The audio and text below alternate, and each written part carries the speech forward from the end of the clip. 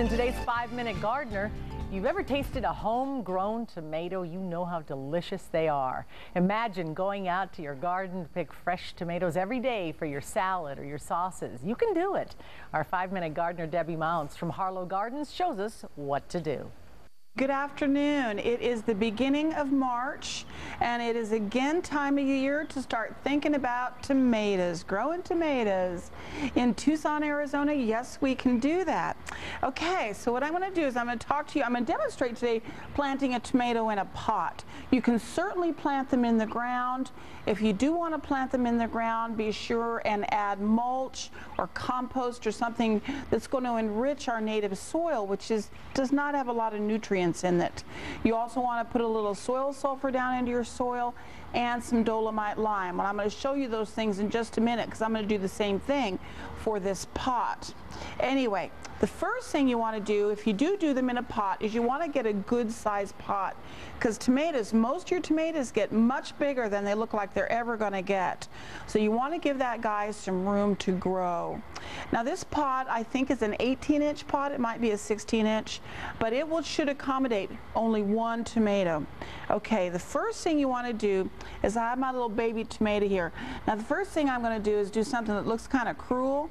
I'm going to pinch off the bottom 2 sets of leaves, because actually I might pinch off a little more than that, because tomatoes are one of the few plants that will root all up and down their stem. And one of the tricks with tomatoes, success with tomatoes, is to keep them hydrated. And if you take off these leaves, then you're going to have these roots, and you're going to have roots all along here. So I've taken those little pieces off. I'm going to just set him right here for a minute, because there's a couple things I want to add to this soil before we plant this little guy. All right, the first thing I want to do is I want to put in soil sulfur. That's going to help with the alkalinity in our water. Our water and our soil are all very alkaline. I'm probably only putting in about a tablespoon of soil sulfur down in the bottom there. I'm mixing it in the soil around the tomato. I'm also going to put in a little bit of dolomite lime, because dolomite lime is something that helps with blossom end rot, which is very common here in town. So again, I'm only going to put in about probably a tablespoon of dolomite lime. I'm going to mix it in, and then I'm going to plant this tomato deeper than it looks like I should. I'm going to put the soil all the way up that stem so that we get some good root development in that tomato as it grows. And then the next thing I want to do is I'm going to take my watering can and I'm going to water it in, and I'm going to grow this tomato and have them on my dinner table. Thanks a lot. That sounds yummy. Now, how often do you have to water that? Generally, you're going to water your tomatoes every day. If we get a little cold snap, you got to protect the tomatoes, and you've got to back off on the watering because it doesn't utilize as much water. But mostly, from now on, you're going to be watering it every day. Give it a good deep drink every day, and it'll thrive. And in addition to all that stuff that you put into the soil, you say putting this in there is also. Yeah, this is, I kind of feel today like I'm standing on the back of a horse-drawn wagon hawking my hair tonic, This is called Super Thrive. Okay. Now, Super Thrive was made in 1940, introduced at the World's Fair, and it's got hormones and vitamins.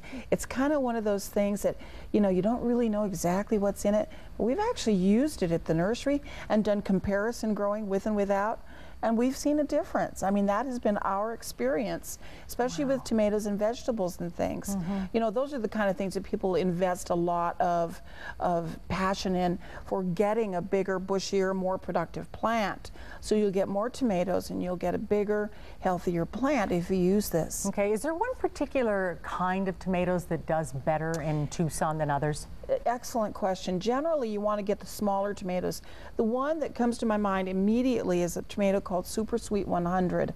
And what it does is it grows the tomatoes in clusters like grapes. And the tomatoes are grape size. And so and it gets huge. This plant gets huge. The plant gets to be about 6 feet tall.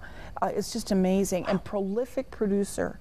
Give your tomatoes afternoon shade. They don't want full sun, and they'll just produce and produce. So generally, you want to use the smaller tomatoes because with our heat, as it gets hotter, it's hard to keep enough moisture for the tomatoes to not split open on you. So the smaller the tomato, the better chance you have of ripening it and getting it to your table before it splits open. So hopefully we'll keep track of this plant and see how it's progressing. Yes, yes, we'll see what we can do. And also you have to eventually do those cylinders, right? Yes, and I just ran out of time on there's camera. a lot to talk about. Yeah, there is a lot to talk about. There's tomato cages, and there are some really heftier tomatoes. The tomato cages are a little bit flimsy. Yeah. There are some other beefier tomato cages that we sell at the nursery that will last from year to year. They'll go a little bit better, but they definitely do need support. Okay, thank you very much, Debbie. You're welcome.